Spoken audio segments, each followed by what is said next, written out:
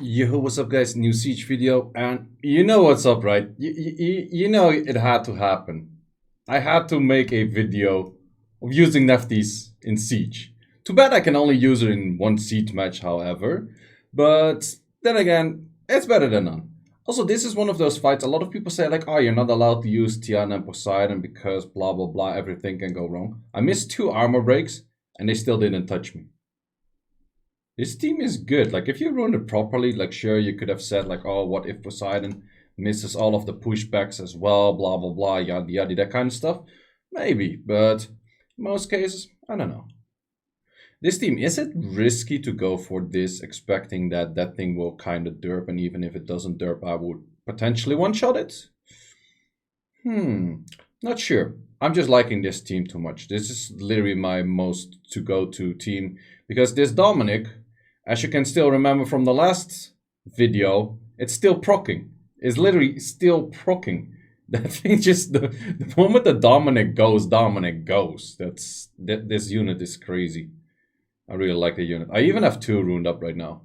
Also in RTA, I have two different kind of Dominics runed up, which is I'm not too interested about the second one yet, but might get there at some point. But this thing does a good amount of damage.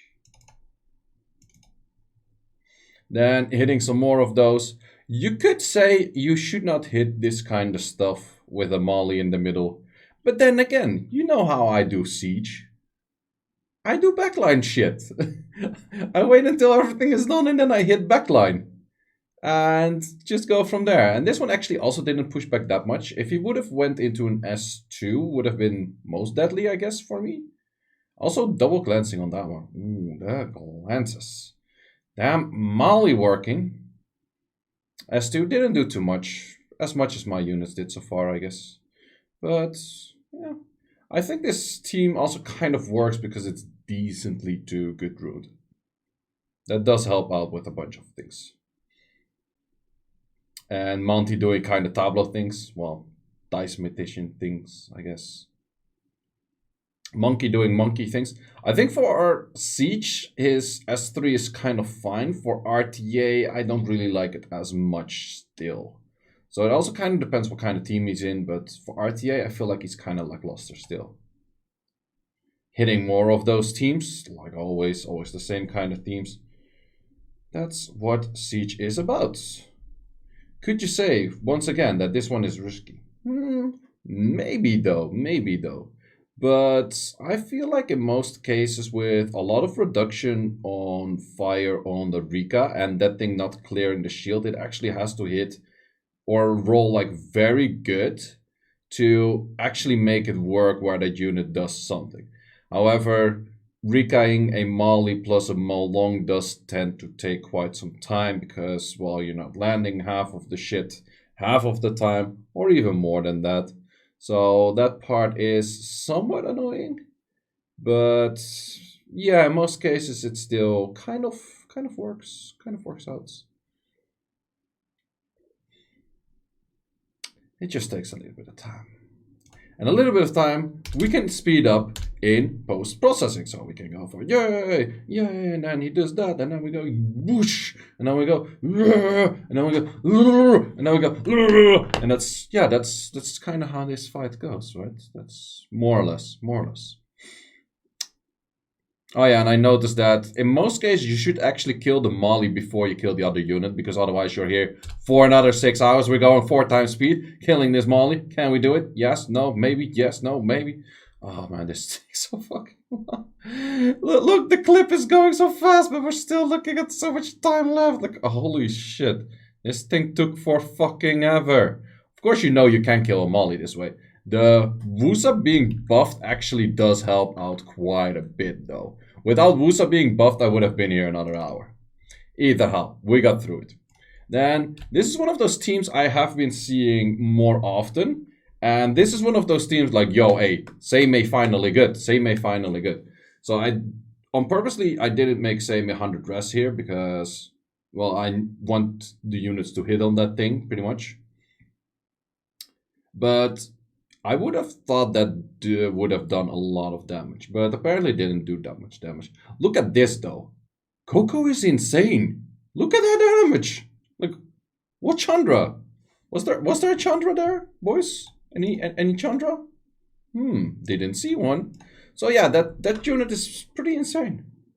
There's a lot of damage. And then this Coco is actually on a speed attack HP set. It has some efficient runes, but it's not even that crazy, I would say. So I was pretty surprised about seeing that thing one-shotting the other thing. And same for this one. It's like, oh yeah, we can do that another go. We can one-shot another unit, almost. It was missing 2 of the orbs already, so... But still, that was pretty nice. Pretty nice. I like that unit. I should use this unit more often.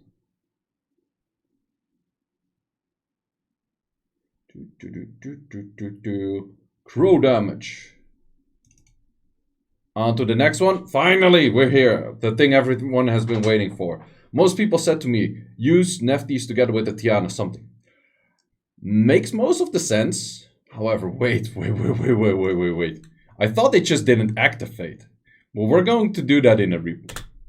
How is this Ken being resisted twice? Fuck it. I actually put like, what, 75% AC on that unit. Okay, I don't care. So yeah, the best thing for Nephthys is actually to go next to a Tiana, but I only have one Tiana. My Tiana is pretty much bound to my, what's it called? I forgot the name.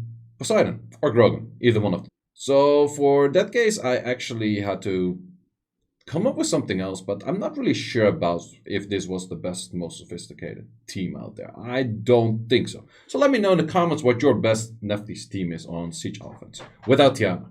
Because with Tiana, I can think of like 1,000 things, but without Tiana, it's more difficult. Then hitting same thing more often. And this one was actually interesting. This thing was tanky as fuck. Like normally when I do that S2, like things are like what, half that. This one not. This one not even close to half that. This one very far from half that. So, but then again, it probably also means that they don't do that much damage, which this one didn't do. And then the rogue goes for the chop chop and actually does quite some chop chop damage. So that's always nice. Rogue chop chop damage, always good damage. Too bad that Orion is not that great anymore. I always had a lot of fun with, or like putting Orions on defenses and see people lose to it. Because you're pretty sure that if someone lost an Orion, they had a bad fucking day. And that kind of brightened up my day a little bit. So, too bad Orion is not that much of a meta thingy anymore. It was a pretty funny unit for quite a while, though. I think it has been meta for quite a long time. It got buffed at some point to strip 2 things, but still, is Orion really going to do anything with that? Nah, not really. Not really. Too bad, though. Then on to one of those fights you might consider risky and things you should not shine on Martina.com. This one. You definitely should not shine on Martina this one. I could have maybe S1 in that case. I'm not sure. I think this was probably the best way. It did potentially stun me there, so might have had a better shot at actually saving the S2 and then using it here in this case. But then again, I gotta take some risks in life. I have no clue why that Miles decided to go for like, yo, this unit super low HP, armor broken. I'ma hit the other one. Yeah, you're so fucking dumb. Did I want this purely on RNG? Maybe yes. Maybe yes. Maybe yes. Did I even win it so far? Well, the other units were actually a lot squishier than the Miles was. Maybe I did focus down the most tanky unit out there. But then again, my Shina's, or my, Shina's not that tanky as well. So I guess I kind of have to focus it. Then we go in for a fight that I haven't seen in a long time. A Shina Martina with a Triana. And this thing actually went a few double turns. Just a few. So that was a near-death experience already. I was like, okay, that's not that chill. not that chill. Another double turn, but I still got the double turn. So I was like, okay, then I'm good to go. Ooh, a little bit of legs. Procs out one more time. Sometimes it's also hard to see if the Shine and Martina proc because they always move together. But this thing was landing a lot of the debuffs. Like, holy shit. That Miss Critter, though. That Miss Critter actually saved my ass. Pretty fucking sure. Pretty fucking sure. That thing, however, going 3 times there, did not save my ass. That sucks. Am I actually going to lose with the one and only Tractor Windy Lulu? The most OP team in the universe. Well, don't think it is, but I haven't really lost with this one in quite a while, though. But then again, his HP is also getting lower and lower.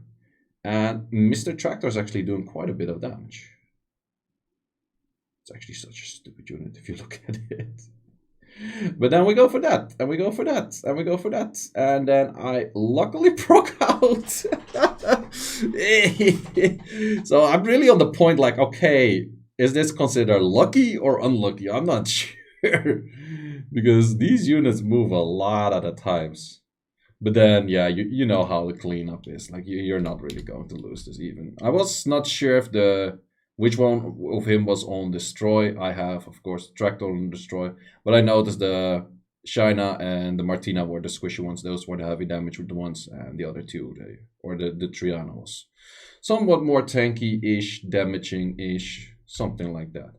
But yeah, in the end, it still won. I'm surprised how that worked out. But I haven't fought this team in a while. But this was actually a Shaina, Martina, Triana that was specifically built to counter TWL. At least as far as I know. So then for the final hit of today, going in with the Feng Yang. Feng Yang, always a nice unit. You could once again say, is this risky if the Monty does a lot of like doing that shit very far down and then Theomar's hitting a lot of stuff?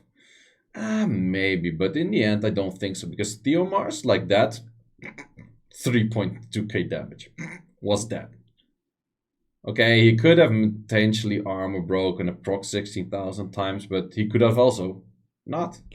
So even with that, like armor break 5k per hit. My Feng Yang hits for 5k per hit. And then he does that every turn. And he armor breaks every turn.